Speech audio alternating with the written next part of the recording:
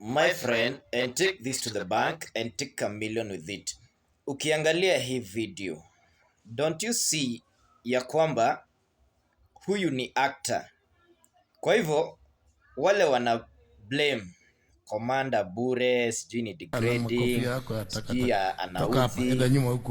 Hebu angalia hiyo video. Mimi nikiangalia naona huyu mwanaume anayeslapiwa, I think ni actor huyu ni actor, alafu ni kama wameambiana akubali aslapiwe, alafu hii video trend, na in fact imeweza kutrend. So mimi naona hapa Commander amewachezea game the whole of the country, East Africa. Hii video imetrend sana, and that was the purpose.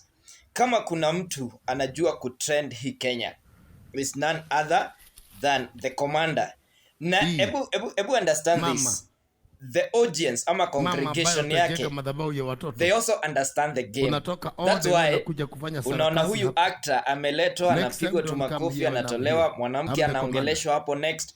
All these are just ni game ya ma actors ili Commander trend, and he's so good in doing it. We need to commend him for that.